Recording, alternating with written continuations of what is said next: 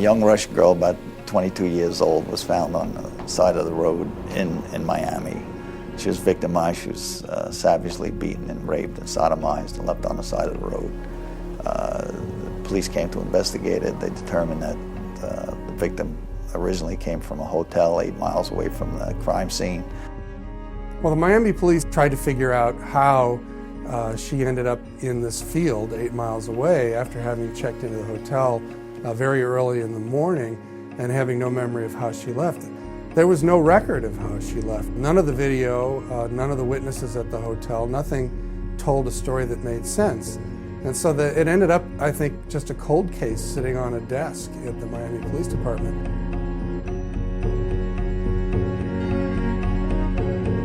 The woman, meanwhile, hired a lawyer and sued the hotel for negligence. And the hotel hired a law firm to protect themselves, and they in turn hired Ken Brennan. It's a pretty upscale hotel in Miami. The cameras were at every entrance and exit, as well as the front desk and restaurant area. And every critical point, crucial point of entrance or egress was covered. The hotel did everything that they could to protect their patrons. So the challenge was trying to find out who could have done it, how was it done, and how did they get out of the hotel without anybody knowing.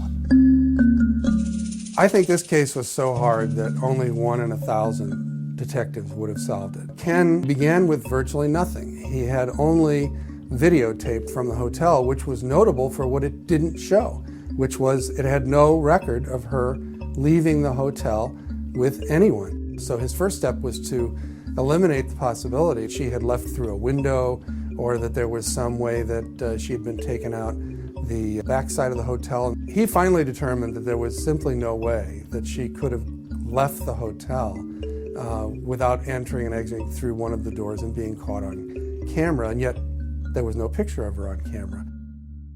What I decided to do was to eliminate who it couldn't have been. So it required hours upon hours upon hours of going over the video and determining who it couldn't have been. And I did everybody, with families, husbands, wives, everybody, and until I pared it down to who I thought had the opportunity during the time frame to commit the crime.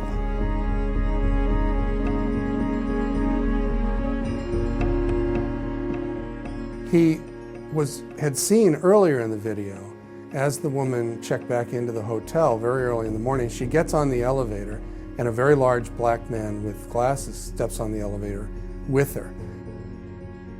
And then later he sees that same black man leaving with a rolling bag of luggage off of the hotel elevator, and then he strolls out the front door and out to the parking lot. I observed him getting off the elevator, and the suitcase that he had with him, the wheels had gotten stuck in the crack of the elevator. And this guy was a very large man, big guy, 350 pounds, like 6'3", 6'4", and he had to reach back and pull that suitcase with 2 hands to get it out of the crack.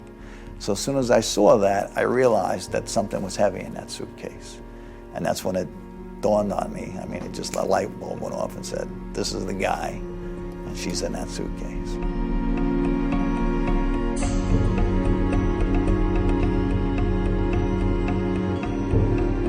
Immediately after that, he's seen leaving the hotel. He leaves for about an hour, and then he returns back to the hotel without the suitcase. So all that did was confirm, even more solidly that this was the guy I was looking for. Once Ken knew who he was looking for, he then went back to the hotel surveillance video. And what he saw on camera was this guy coming and going with a companion. The companion was wearing a t-shirt, and he had a slogan on the front of his t-shirt that identified an engine, a maritime boat engine made by the Mercury engine company, which manufactured boat engines. So he had a clue. So we determined this fellow's got this shirt that says from Mercury Marine for Verado Outboards. I contacted the parent company and said, where did these shirts come from? Who were they given out to? He said They weren't given out to the general public as far as he knew. He believed that they were only given out to members of the food court. So I contacted the caterer for the boat show, which ended up being a company called Centerplate. He called them to ask if anyone remembered a very large black man with glasses working at that boat show. They had something like 200 or more employees. In fact, ultimately they got back to him and said, "Bad news, he doesn't work for us anymore, and we have no idea where he is." So Ken, after having gone to all this trouble, managing to figure out this guy's name, again hit a complete brick wall. To me, one of the great strokes of genius in Ken's pursuit of Michael Lee Jones was making the assumption that if he wasn't working for Centerplate anymore, it made sense that he would have gone to work for another food service company that did the same kind of thing. So he compiled a list off of the internet of 4 or 5 major competitors for Centerplate, and he began contacting each one, asking them if they had ever employed this fellow named Michael Lee Jones.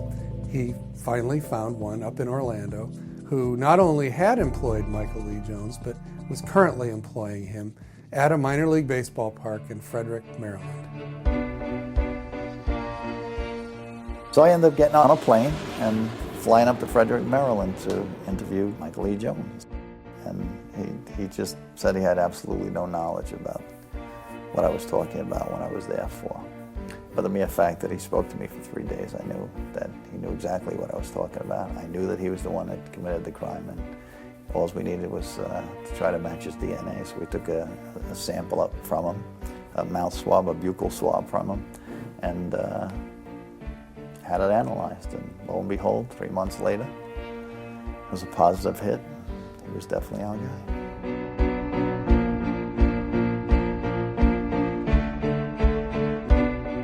Once the DNA linked Michael Lee Jones to the victim in Miami, it led to only a 2-year prison sentence. But Ken still had his hunch that this was not the first time he had done this. We entered his DNA evidence into CODIS, which is a data bank that the FBI has. And there was several cases that Mike Jones was involved in. And he was subsequently extradited to Colorado, where he stood trial and was convicted for 2 other rapes out there. And he's been sentenced to 40 years, and he's already 30-something years old, so that's basically involves a life sentence for Mr. Jones. So that was finally a good end to a long investigation.